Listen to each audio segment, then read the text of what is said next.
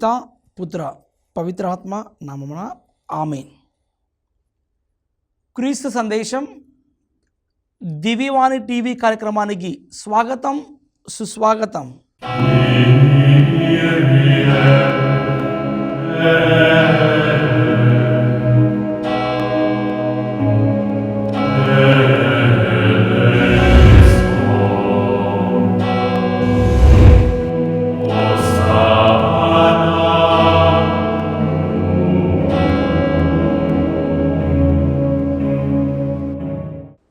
యోహాను సువార్త 20వ అధ్యాయము 1వ వచనం నుండి 10వ వచనం వరకు. ఆదివారము తెల్లవారక ముందే మగ్దలా మరియమ్మ సమాధి యొద్దకు వచ్చి ఆ సమాధి మీద రాయి తీసివేయబడి ఉండుటను చూచెను.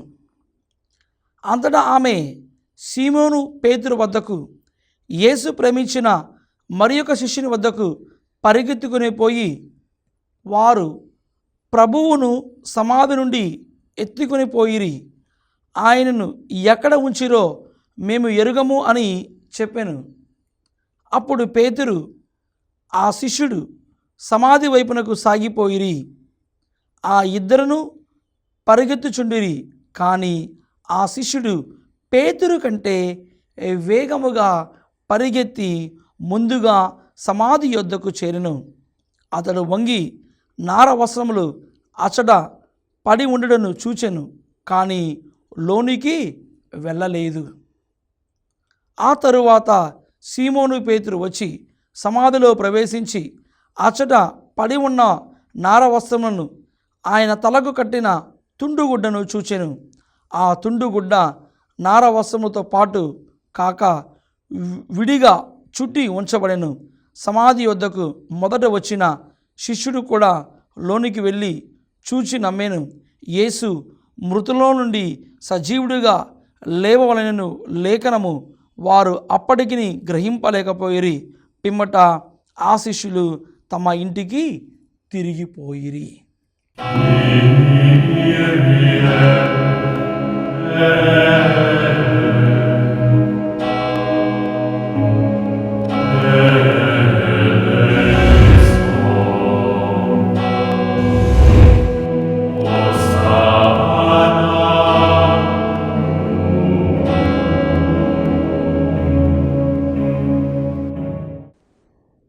క్రీస్తు ప్రభునియందు మిక్కిలి ప్రియులకు సహోదరి సహోదరులరా, ఈనాడు మనం అందరము ధ్యానిస్తున్న అంశము విజయుడికి విజయ గీతం పాడే వేళ ఈ పునరుత్థాన గొప్ప సాక్ష్యం.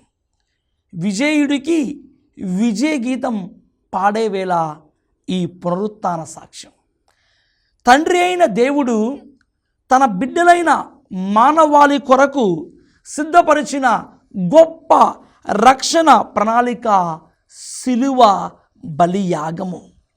ఈ సిలువ బలియాగము ద్వారా మరి క్రీస్తు ప్రభుని పునరుత్థానము ద్వారా తండ్రి దేవుడు యేసుని సంపూర్ణ సమర్పణము అంగీకరిస్తున్నారు. మరొకసారి ధ్యానం చేసుకుందాం ప్రియమైన సహోదరి సహోదరులరా. తండ్రి అయిన దేవుడు తన బిడ్డలైన మానవాళి కొరకు సిద్ధపరచబడిన గొప్ప రక్షణ ప్రణాళిక సిలువ బలి యాగము ద్వారా సంపూర్తి అయినది. క్రీస్తుని పునరుత్థానము ద్వారా తండ్రి దేవుడు యేసుని సంపూర్ణ సమర్పణను అంగీకరిస్తున్నారు. అనగా యేసు తన మరణము పునరుత్థానము గురించి ముమ్మారు ప్రవచించారు. మనం ధ్యానం చేసుకుందాం.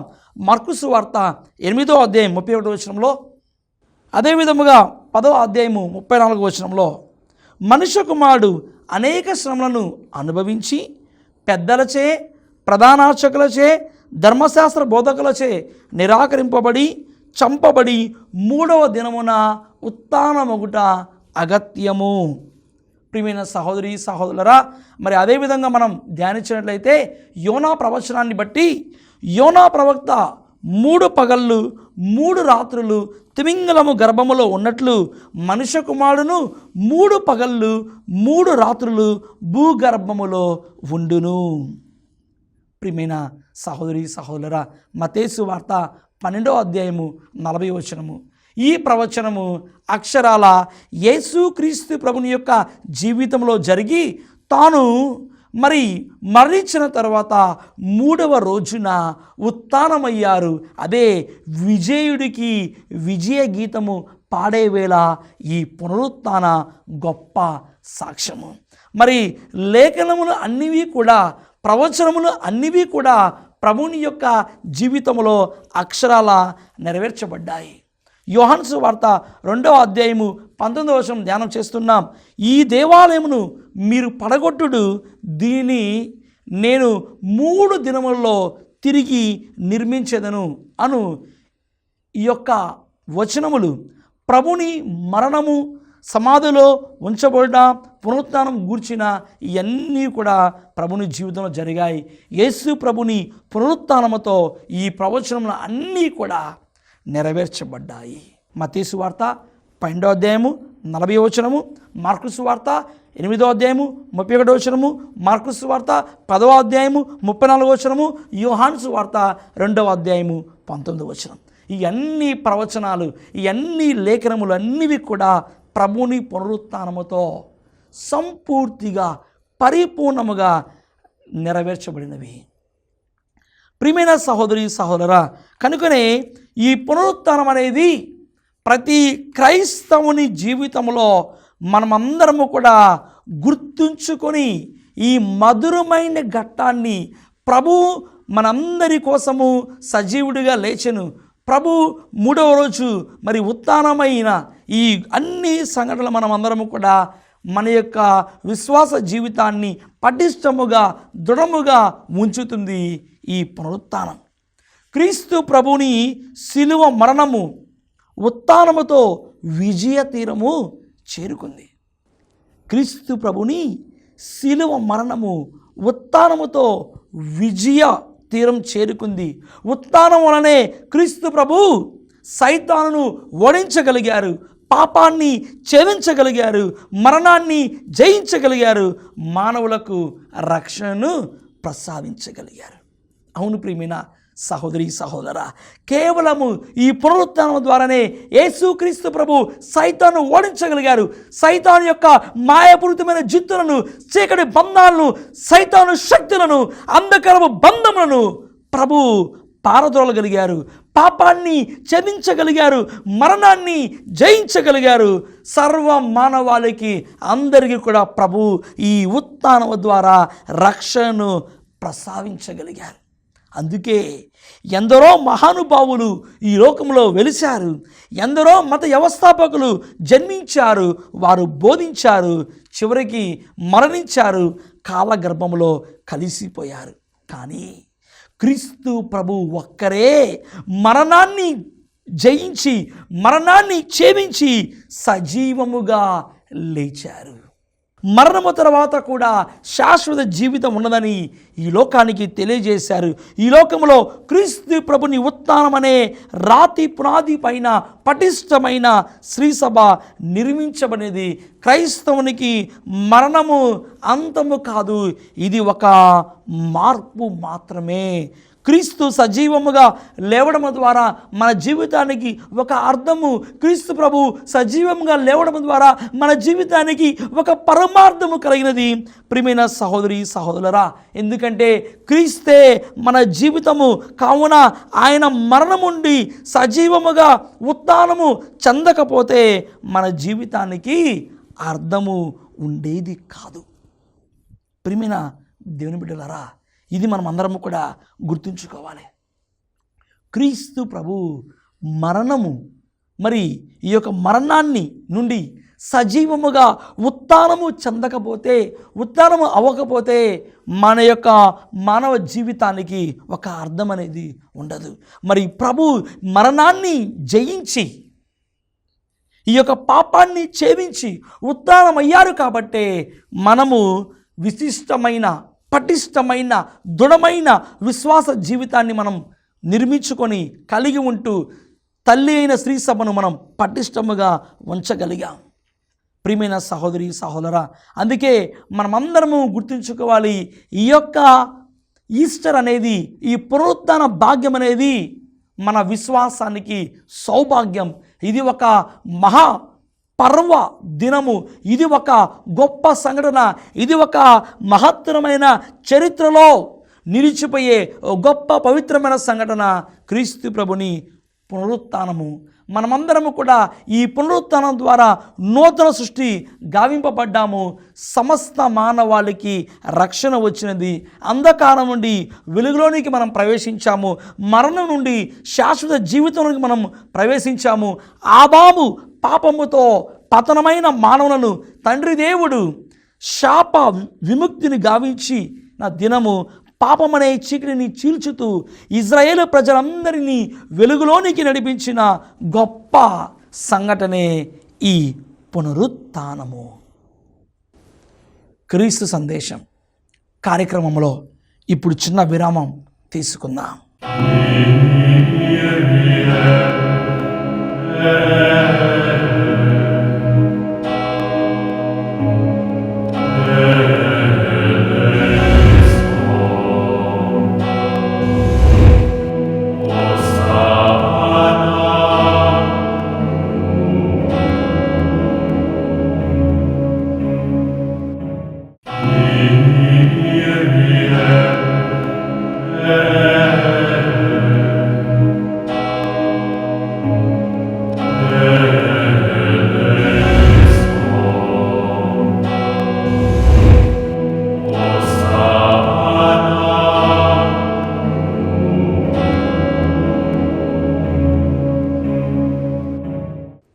క్రీస్తు సందేశం కార్యక్రమానికి తిరిగి స్వాగతం. ప్రియమైన సహోదరి సహోదరులరా, పూర్వ నిబంధనలో ఇజ్రాయేలు ప్రజలు ఐగుప్తు దాస్యం నుండి విముక్తినైనట్లే ఈనాడు మనము సైతాను పాప దాస్యం నుండి విడుదలయ్యాము. ఏ విధంగానైతే పూర్వ నిబంధనలు మనం ధ్యానం చేసినట్లయితే ఐగుప్తు బానిసత్వంలో మరి ఉన్న ఇజ్రాయేలు ప్రజలు ఏ విధముగా వారు దాస్యము నుండి విముక్తి అయినట్లు ఈరోజు మనము కూడా ఈ పునరుత్థాన భాగ్యము ద్వారా సైతాను పాప దాస్యం నుండి, సైతాను మాయాపూరితమైన జిత్తుల నుండి, చీకటి బంధాల నుండి మనము ఈ యొక్క దాస్యం నుండి విడుదలయ్యాము. మనందరికీ కూడా ప్రభు స్వేచ్ఛను, స్వతంత్రాన్ని, గొప్ప వెలుగును మరి ప్రభు ఇస్తూ ఉన్నారు. ఇజ్రాయేలు ప్రజలు ఏ విధముగా ఎర్ర సముద్రపు నీటిని దాటి స్వేచ్ఛను పొందితే, ఎర్ర సముద్రపు నీటిని దాటి స్వేచ్ఛను పొందితే మనము జ్ఞానస్థానపు పవిత్ర జలములతో పాప విమోచన చెంది క్రీస్తు ప్రభుని నూతన జీవములో భాగస్వామ్యం మనం పొందుకుందాం ఈ పునరుత్థానము ద్వారా. ప్రియమైన సహోదరి సహోదరా, మరి ఇటువంటి సందర్భంలో క్రీస్తు ప్రభుని పునరుత్థాన ప్రాముఖ్యతను మనమందరము కూడా ఒక్కసారి లోతుగా ధ్యానం చేసుకోవాలి. సిలువలో మరణించిన క్రీస్తు, ఉత్థానమైన క్రీస్తు ఇద్దరు ఒక్కటే. ఇది మనం ఆత్మీయ జీవితంలో గుర్తుంచుకోవాలి. సిలువలో మరణించిన క్రీస్తు ప్రభు, ఉత్థానుడైన క్రీస్తు ప్రభు ఇద్దరు ఒకటే. ఆయన సిలువలో మన రక్షణ కోసము ప్రాణాలు అర్పించారు. మన పాపాలను కడిగి వేశారు. మనకు రావాల్సిన శిక్షను తానే సిలువలో అనుభవించారు. అయితే మనల్ని దేవునికి అంగీకార యోగ్యులుగా చేసేందుకు తిరిగి ప్రభు సజీవముగా లేచారు. మనల్ని దేవునికి ప్రియమైన వారిగా చేయుటకు, మనల్ని దేవునికి అంగీకార యోగ్యులుగా చేయుటకు మరలా ప్రభు తిరిగి సజీవంగా లేచారు. ఆయన పునరుత్థానములో ఒక నూతన క్రమం మనుషులకు, సర్వమానవాళికి పరిచయమైంది. యేసు మరణాన్ని కాలదన్ని నూతన జీవముతో, నూతన శకానికి నాంది పలికారు. తన మరణముతో పాపాన్ని జయించిన క్రీస్తు తన ఉత్థానముతో సైతాను మీద, పాపం మీద, మరణం మీద ప్రభు విజయాన్ని సాధించారు. ప్రియమైన సహోదరి సహోదరా, ఇదే పునరుత్థానములో దాగి ఉన్న గొప్ప రక్షణ ఘట్టం. తన మరణముతో పాపాన్ని జయించిన క్రీస్తు తన ఉత్థానముతో సైతాను మీద, పాపం మీద, మరణం మీద ప్రభు విజయాన్ని సాధించారు. ప్రియమైన సహోదరి సహోదరా, అదే మనము పునీత పౌలు భక్తిని మాటల్లో ఆలకిస్తూ ఉన్నాం. రోమిలకు రాసిన లేఖ 4వ అధ్యాయము 25వ వచనంలో, మన పాపమునకు గాను ఆయన మరణమునకు అప్పగింపబడెను, మనలను దేవునికి అంగీకార యోగ్యులుగా వనచుటకు ఆయన లేవనెత్తబడెను. పునీత పౌలు భక్తుడు కొలసీలు రాసిన లేఖ 1వ అధ్యాయము 18వ వచనం ధ్యానం చేస్తున్నాం. సమస్తమును ఆయనయే, ప్రథముడొకటకు ఆయన ఆది అయి ఉండి మృతుల నుండి లేచుటలో ప్రథమ పుత్రుడాయను. మృతుల నుండి లేచుటకు ఆయన ప్రథమ పుత్రుడాయను. పునీత పౌలు భక్తుడు కొరింథీయులకు రాసిన 2వ లేఖ 5వ అధ్యాయము 17వ వచనం ధ్యానం చేస్తున్నాము. ఎవరైనాను క్రీస్తునందు ఉన్న ఎడల అతడు నూతన సృష్టి, పాత జీవితము గతించినది, క్రొత్త జీవితము ప్రారంభమైనది. ప్రియమైన దేవుని బిడ్డలారా, మనం ఎప్పుడైతే ఈ పునరుత్థాన భాగ్యాన్ని పొందుకుంటామో, ఎప్పుడైతే మనము ఈ పునరుత్థాన గొప్ప మహిమను మనం పొందుకుంటామో, ఖచ్చితంగా మనము దేవునికి అంగీకార యోగ్యమైన బిడ్డలుగా, దేవునికి ఇష్టమైన బిడ్డలుగా, దేవునికి ప్రీతిపాత్రమైన బిడ్డలుగా మనం జీవించగలం. ప్రియమైన సహోదరి సహోదరులారా, మరి ప్రభుని పునరుత్థానం ద్వారా మన విశ్వాసము పటిష్టపరచబడినది, ప్రభుని పునరుత్థానం ద్వారా మన విశ్వాసము బలపడినది. కావుననే మనము దేవునికి నూతనమైన ఉత్తేజముతో, నూతనమైన బలముతో మనము సాక్షులుగా మనం ఈ లోకములో జీవిస్తూ ఉన్నాం. ప్రియమైన దేవుని బిడ్డలారా, ఒక్క విషయం మనం ఇక్కడ ధ్యానం చేసుకోవాలి, మననం చేసుకోవాలి. లోకములో చీకటి రాజ్యం ఏలితే వెలుగుకు విలువేముంది? లోకములో ఈ చీకటి, సైతాను శక్తులు, అంధకార బంధాలు ఇవన్నీ కూడా రాజ్యం ఏలుతూ ఉంటే ఉత్థానమైన క్రీస్తు వెలుగుకు విలువేముంది? ఈ సత్యాన్ని తెలియజేసేందుకే క్రీస్తు అసత్యం మీద, పాపమనే చీకటి మీద విజయాన్ని సాధించారు. ఈ విజయం తన పునరుత్థానంతో మాత్రమే పరిపూర్ణముగా సాధ్యమైనది. తన సందేశం విశ్వవ్యాప్తం కావడానికి, తన సందేశం అందరికీ తెలియజేయడానికి పునరుత్థాన మార్గం ఒక సుగమం అయినది. మనుషుల జీవితాల్లో చీకటిని జయిస్తూ వెలుగు రాజ్యమేలాలని, అధర్మం పైన ధర్మం సభ గెలవాలని, అసత్యాన్ని త్రోసివేసి సత్యమే నిత్యమని క్రీస్తు పునరుత్థానం సర్వమానవాళికి తెలియజేసినది. ఒక్క మాటలో చెప్పాలంటే మనుషుల పరిపూర్ణ రక్షణ, మనుషుల యొక్క పరిపూర్ణమైన సంపూర్ణమైన రక్షణ ఈ పునరుత్థానముతో సాధ్యమైంది. ప్రతి క్రైస్తవ బిడ్డ కూడా మనమందరము గొప్పగా చెప్పుకోవాలి, ఇదిగో మన దేవుడు సువార్తను బోధించి అనేక మందికి అద్భుతములు చేసి, స్వస్థతలు చేసి, తాను కల్వరి గిరిలో మరణించిన తర్వాత, తన తండ్రి దేవుని చిత్తానుసారముగా కల్వరిలో మరణించిన తర్వాత, అవమానకరంగా కొట్టబడ్డ తర్వాత, ప్రభువుని సమాధి చేసిన తర్వాత, ప్రభు 3వ రోజు పునరుత్థానమయ్యి మరి తన యొక్క పునరుత్థాన దివ్య దర్శనాన్ని అనేక మందికి విశ్వాసాలకు అగపడి ఈ పునరుత్థానం ద్వారా ప్రభు చీకటి నుండి వెలుగులోనికి, దుఃఖము నుండి సంతోషంలోనికి, పాపము నుండి పరిశుద్ధతలోనికి మనందరినీ కూడా నడిపించారు ఈ పునరుత్థానం ద్వారా. మరి ఇటువంటి గొప్ప పునరుత్థాన భాగ్యాన్ని మన జీవితంలో మనం పొందుకుందాం. ఈ పునరుత్థాన భాగ్యాన్ని పొందుకున్న మనము ప్రభువునకు సాక్షులుగా జీవించుదాం. మరి పరిశుద్ధ గ్రంథంలో మనం చూస్తూ ఉన్నాం. ప్రియమైన సహోదరి సహోదరా, మరి ఎంతోమంది ఈ పునరుత్థాన భాగ్యానికి సాక్షులుగా జీవించారు. ఈ పునరుత్థాన మహిమలో ఎంతమంది పాలు పంచుకున్నారు. మరి వారందరి జీవితాలను మనం సుమాత్రుగా తీసుకుంటూ మనము కూడా మన అనుదిన జీవితంలో దేవునికి ఇష్టమైన బిడ్డలుగా జీవిస్తూ మనము కూడా విజయాన్ని పొందుకోవాలి. ఏమిటి మనం పొందుకోవాల్సిన విజయం ఏమిటంటే, సైతాను శక్తులకు, అంధకార బంధాలకు మనం పారద్రోలి వాటికి దూరముగా ఉంటూ దేవునికి దగ్గరగా, దేవునికి అతి సన్నిహితముగా మనం జీవించినప్పుడు ప్రభు మనల్ని కూడా ప్రేమిస్తూ ఉన్నారు. ప్రియ సహోదరి సహోదరులారా, దేవుని సన్నిధిలో, దేవుని యొక్క సమక్షంలో మనకు ఆనందం కలదు. ఆయన సన్నిధిలో మనకు సంతోషం కలదు. ఆయన సన్నిధిలో మనందరికీ కూడా సంతృప్తి కలదు. కావున మనల్ని ప్రేమిస్తున్న దేవుణ్ణి మనము విడిచిపెట్టకుండా, పునరుత్థాన దేవుణ్ణి మనము వదిలిపెట్టకుండా, ఆ పునరుత్థాన భాగ్యములో మనము కూడా పాలు పంచుకుంటూ దేవునికి మరి నిజమైన బిడ్డలుగా, దేవునికి గొప్ప సాక్షులుగా జీవించుదాం. తద్వారా పునరుత్థాన క్రీస్తు ప్రభు మనలను, మన కుటుంబాలను, బిడ్డలందరినీ కూడా సమృద్ధిగా దీవించి కాచి కాపాడునుగాక. ఆమేన్. ప్రభు మీతో ఉండునుగాక, మీ ఆత్మతో ఉండునుగాక. సర్వశక్తిగల సర్వేశ్వరుడు పితా, పుత్ర, పవిత్ర ఆత్మ మనల్ని దీవించి కాచి కాపాడునుగాక. ఆమేన్.